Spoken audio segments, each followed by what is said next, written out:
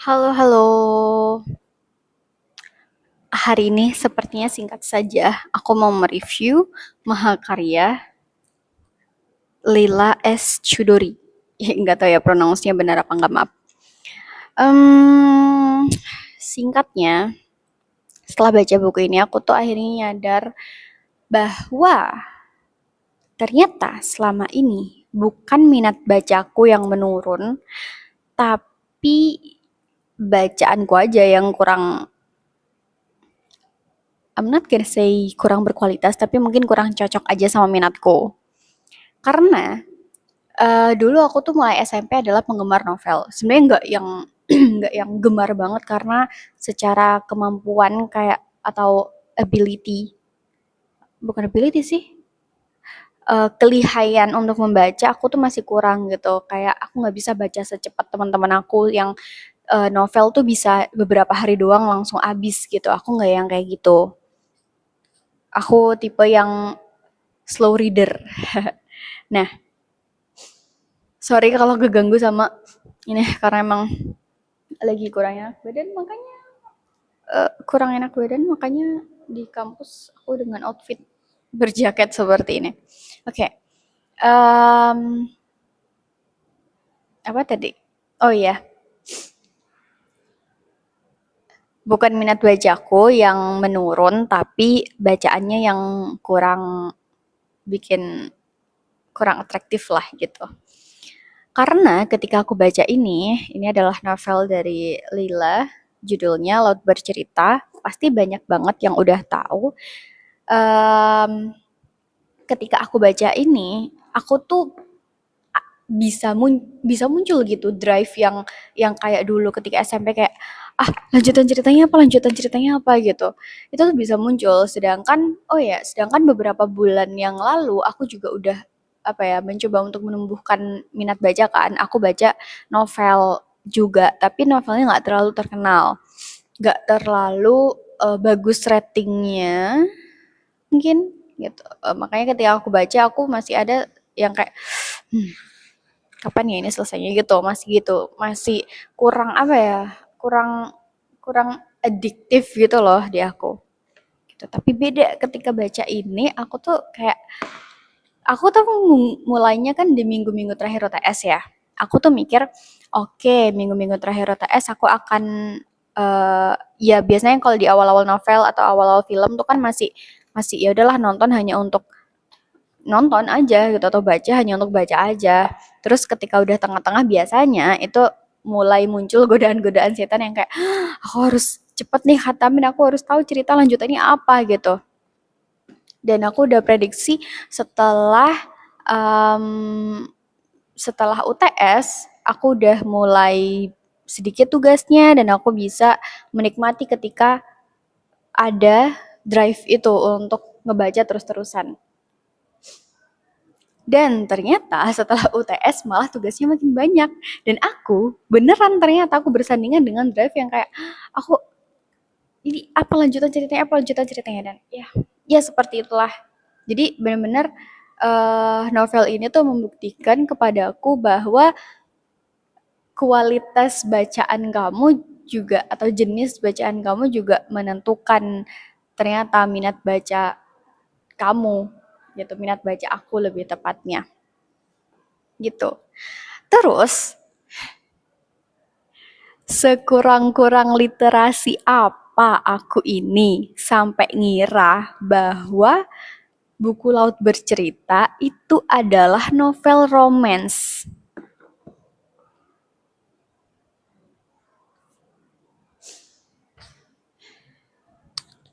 Aku tuh kenal Laut Bercerita tuh sejujurnya dari sana, dari Paus. Aku pernah lihat story-nya, terus dia kayak bilang novel ini bagus banget gitu. Aku ada dua novel rekomendasi dia yang di kepala aku tuh nyangkut banget. Yang pertama Laut Bercerita, yang kedua As Long as Lemon Trees Grow.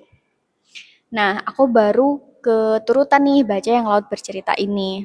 Dan gini loh, mungkin ini agak ada distorsi, disfungsi, kesalahpahaman kognitif aku untuk memahami kali ya. Sana kan emang apa namanya genrenya adalah romantis gitu ya. Jadi di pikiran aku, oh mungkin novel-novel yang dibaca juga romantis. Jadi Laut Bercerita ini juga novel romantis gitu. Mungkin seperti itulah mekanisme yang ada di kepala aku sehingga aku mengira bahwa Laut Bercerita ini adalah novel romantis. Dan ketika aku baca sinopsisnya, Laut Bercerita bertutur tentang kisah keluarga yang kehilangan, sekumpulan sahabat yang merasakan kekosongan di dada, sekelompok orang yang gemar menyiksa dan lancar berkhianat, sejumlah keluarga yang mencari kejelasan makam anaknya, dan cerita cinta yang tak akan luntur.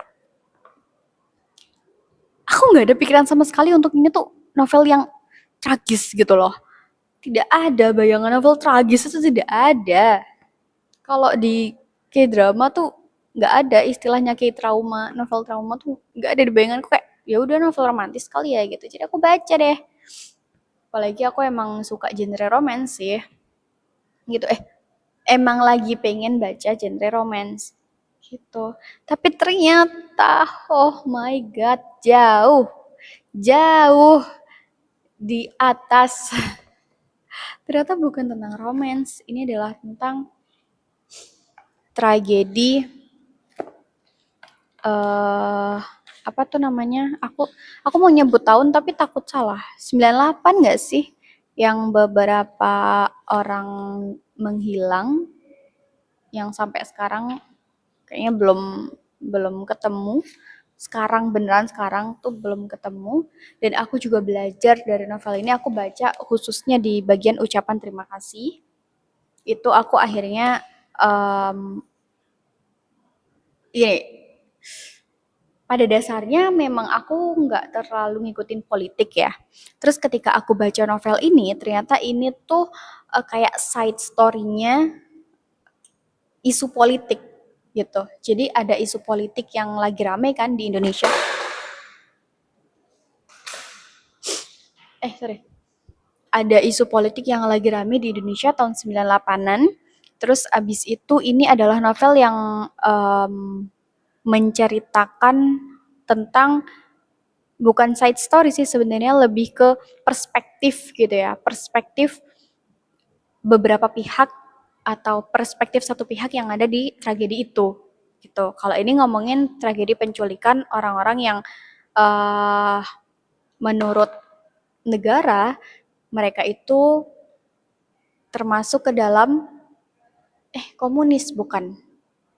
Ya pokoknya menentang negara lah gitu terus abis itu mereka tuh hilang gitu. Nah, ini cerita ada tentang orang-orang yang hilang itu, tentang sebuah keluarga, sebuah pertemanan, sebuah kisah asmara yang kehilangan orang-orang tercinta mereka, gitu. Ya, intinya seperti itu.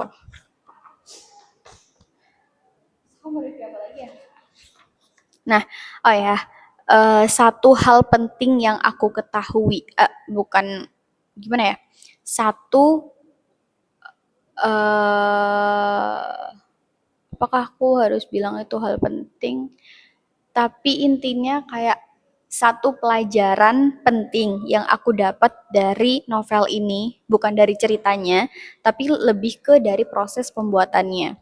Jadi uh, penulisnya atau Leila itu tuh cerita bahwa dia itu sampai dia tuh risetnya yang benar-benar lengkap gitu, mulai dari orang-orang yang bisa diwawancarai yang terdampak langsung, terus dari keluarganya, dari sorry kalau misalkan aku salah sebut karena udah beberapa hari lalu aku bacanya, terakhir baca. Cuma intinya aku tuh em, akhirnya paham gitu banyak banget ini satu dua tiga empat empat lembar hanya untuk ucapan terima kasih kepada orang-orang yang membantu dia dalam pembuatan novel ini. Bentar, aku bacain deh. Ide menulis, tuh ada Nezar Patria menuliskan pengalamannya saat diculik 1998. Oh 98, salah. Kalau 88 mah drama Korea. Hei, maaf. Terus jadi artikel, habis itu dia pengen bikin novel gitu kan. Terus ini beberapa orang lainnya kawan-kawan di Solo meriset pelosok Jogja dan Solo.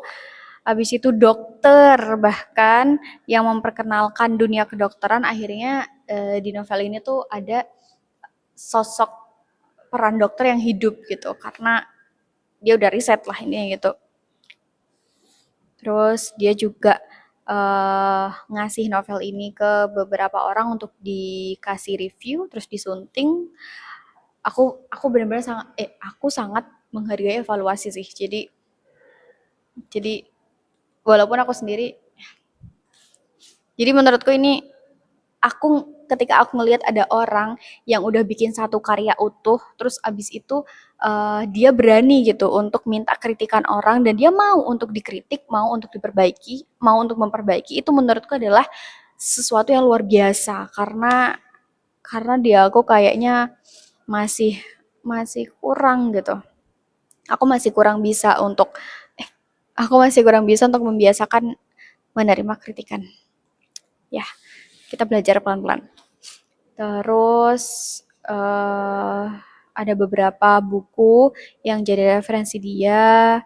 Terus ada penyair. Wah, aku suka banget sama bagaimana cara penulis buku ini me, apa ya namanya, mengintegrasikan atau menyatukan gitu ya elemen puisi legendaris dengan bait-bait yang ada di tulisan dia. Bukan bait puisinya ya, tapi aku lebih ke bait novel gitu, lebih ke tulisan novel yang ada di tulisan ini. Apa sih? Hah, tuh kan, udah, udah sangat terkagok. Intinya gitulah, aku suka banget perpaduan antara puisi legendaris dan tulisan dia gitu. Menurutku itu nyatu banget gitu. Padahal ternyata yang nulis puisinya bukan beliau langsung gitu kan. Gitu. Banyak sih ini. Bahkan jadi cerpen dan lain sebagainya. Aku sangat sangat respect sih untuk risetnya dan untuk evaluasinya. Aku belajar bahwa untuk bikin suatu masterpiece kayak gini itu tuh nggak mudah. Ini tuh butuh riset yang banyak, yang detail gitu ya. Apalagi kota-kota juga kota-kota yang ditampilkan di sini tuh banyak gitu. Bahkan di daerah timur dengan bahasa-bahasanya, lagu-lagunya dia juga nyebutin di sini bahwa dia juga riset tentang tempat itu. Bahkan tempatku juga ada. Dia di sini nyebut Bondowoso atau Situ Bondo kalau nggak salah. Kan dekatnya Banyuwangi. Terus dia juga nyebut ada Banyuwangi gitu. Jadi aku ngerasa kayak wow, padahal aku rasa Banyuwangi bukanlah kota yang se sedimengerti orang itu, tapi novel ini bisa ngangkat sampai ke situ gitu. Jadi menurutku wah banget, bagus banget. Gitu. Ya, intinya seperti itu. Dari novel ini, dari pengalaman membaca novel ini, walaupun akunya sendiri itu ketika baca nggak yang sangat gimana ya, mendalami sih mendalami, cuma banyak banget kejadian-kejadian yang aku baru tahu di novel ini. Maksudnya kayak kalau misalkan nih aku cukup kenal politik ketika aku membaca ini, ketika ada satu dua kalimat di awal, ketika ada satu dua kalimat di awal yang membahas tentang apa gitu kan. Nah, itu aku bisa langsung ngerti itu pasti seru banget. Walaupun walaupun bagi aku yang nggak ngerti politik pun ketika baca ini aku bisa paham isinya apa karena emang pengantarannya atau delivernya itu bisa enak banget dibaca. Walaupun aku bukan orang politik ya, aku nggak banyak tahu tentang politik Indonesia. Gitu deh. So I will describe this as masterpiece. Ya, seperti itu dan kesimpulannya setelah aku membaca ini, aku punya pengalaman membaca Laut Bercerita. Beberapa hal yang aku tangkap adalah yang pertama, ini bukan novel romansa, enggak. Yang pertama, eh bahwa minat baca, dan ini konteksnya di aku sih, minat bacaku itu tergantung sama seberapa cocok buku itu sama aku. Kayak em, setiap penulis itu kan punya cara sendiri ya untuk mendeliver ceritanya. Diksi yang dipakai, cara dia me-wrapping itu sendiri-sendiri. Dan em, gaya-gaya penulisan yang seperti inilah yang yang nggak banyak sesuatu, gimana ya ngomongnya, kayak yang cara penjelasannya tuh nggak eksplisit gitu loh, terus nggak runtut banget, paham nggak sih? Jadi nggak yang kayak aku bisa nebak, kayak gimana ya, sesuatu itu bisa dideliver dengan jelas tanpa dia menjelaskan dengan detail. Paham gak sih? Ya intinya tipikal-tipikal yang seperti itulah. Itu yang membuat aku suka, akhirnya pengen baca lagi, pengen baca lagi. Jadi intinya minat baca aku itu tergantung sama kualitas buku atau jenis buku, tipikal buku yang aku baca. Yang kedua adalah bahwa untuk menjadi tulisan yang utuh seperti ini, ternyata risetnya itu butuh benar-benar matang, banyak, dan mendalam, juga detail. Jadi aku sangat menghargai bagaimana buku ini akhirnya menjadi sebuah karya yang besar, karena memang perjuangannya di balik itu tidak mudah dan tidak sedikit. Gitu sih. Dan sebenarnya aku pengen, setiap aku baca buku, aku pengen membaca beberapa paragrafnya sih. Tapi aku mau cari favoritku dulu. Oke, aku udah punya beberapa paragraf favorit aku. Dan ini adalah dua jenis penyampaian yang berbeda. Yang pertama, pernahkah sebuah lagu membuka layar masa lalu yang berisi rentetan gambar tentang seorang lelaki yang tumbuh menjadi lelaki pendiam, yang cerkas, yang berbakat menulis, yang mencintai dapur ibunya seperti yang dia mencintai buku-buku sastra? Pernahkah sepotong daun jeruk yang harum itu mengingatkanmu pada sebuah kenangan yang sukar hilang? Atau pernahkah sebuah kamar selalu terasa masih berpenghuni dan baju-bajunya masih menanti untuk digunakan? Dan buku-bukunya seolah masih saja bertengger di rak masing-masing untuk kemudian disentuh dan dibaca pemiliknya. Itulah yang terus-menerus dihidupkan kembali setiap hari Minggu oleh ibu dan bapak di dapur yang menjadi tempat kami semua mengenang Mas Laut. Di hadapan sebuah panci burik biru yang besar, mereka akan mencemplungkan semua bumbu itu, yang lantas saja akan meruapkan harum daun jeruk, daun kunyit, sereh, ke dalam santan cair dan tentu saja iga serta tulang sumsum kambing yang nantinya akan diseruput Mas Laut, kata ibu sambil mengaduk-ngaduk dengan keseriusan yang intens. Pastinya pas aku baca, enggak, pastinya pas aku baca intonasinya akan lebih bagus dari yang tadi sih. Cuma kalian bisa lihat dari uh, kalimatnya, kayak dia tuh nggak banyak diksi, tapi cukup dramatis gitu. Aku suka.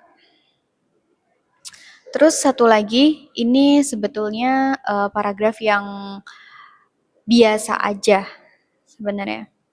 Maksudnya biasa aja tuh bukan yang kayak tadi, bukan yang dramatis, cuma aku suka gitu cara cara cara penceritaannya tuh aku suka. Kami terdiam tak ini yang kedua. Sorry. Kami terdiam tak bergerak sampai dua mobil kijang dan satu jeep yang mengangkut kami itu meninggalkan Bungurasi. Bram memberi kode agar kami tetap waspada, karena kemungkinan besar mereka masih tersebar di mana-mana. Aku kagum melihat Bram yang juga penuh luka di sekujur tubuhnya dan kacamatanya yang pecah. Rupanya diinjak oleh interrogatornya. Interrogator. Sorry. Masih bisa memberi instruksi dan berpikir dengan jernih. Aku sudah kepingin kamar mandi, membersihkan semua darah kering ini dan rebahan untuk tidak bangun lagi selamanya. Bram meminta kami mendekat dan dia berbicara dengan suara yang rendah. Kita tak boleh jatuh, tak boleh tenggelam, dan sama sekali tak boleh terempas karena peristiwa ini. Kebenaran ada di tangan mereka yang memihak rakyat. Bram memegang bahu kami satu persatu. Dia berbisik agar kami semua bubar, sebagian ke Sayagan, sebagian ke Solo, atau mungkin ke Pacet. Pacet. Bram menjawil bahuku agar aku mengikuti Julius sambil menunjuk ke arah utara. Sebaiknya kamu ikut Jul dan kawan-kawannya ke Pacet. Nah, sebaiknya. Dan lain sebagainya. Di sini tuh aku apa ya? Sebenarnya beberapa tahun lalu ketika aku mencoba gitu untuk mulai belajar gimana cara membuat cerita fiksi, aku tuh menyadari atau aku mengambil pelajaran dari novel mana gitu ya, bahwa nulis novel tuh jangan kebanyakan paragraf gitu, jangan kebanyakan tulisan, justru dialognya yang dicari orang gitu kan. Karena di situ inti ceritanya. Tapi di novel ini aku menemukan, wah bener-bener, apalagi di bagian pertama ya, bagian awal tuh mana deh, tuh di bagian prolog itu nggak ada eh, percakapan langsung sama sekali, dan itu satu dua tiga empat empat empat lembar, artinya 8 halaman, ya 7 lah, artinya setengah soalnya. Terus di bab satu juga itu tuh satu dua tiga tiga lembar pertama nggak ada eh apa namanya, nggak ada kalimat langsung sama sekali, benar-benar tulisan, full tulisan yang kayak satu halaman tuh bisa 2 paragraf doang. Jadi sepadat ini gitu loh nih, sepadat ini.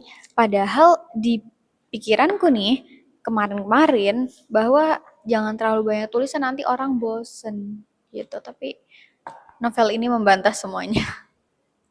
Ya seperti itu deh jadinya. Mater, a masterpiece from Leila S. Chudori.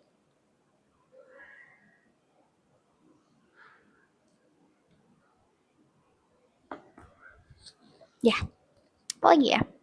Aku takut ada yang ketinggalan. Kayaknya udah sih. Ya, begitulah. Um, pengalaman membacaku, pengalaman membaca, pengalaman aku membaca buku ini. Semoga kalau ada yang bisa dijadiin, tapi semoga nggak spoiler, dan ada bahan-bahan untuk diskusi lah. Gitu. See you later.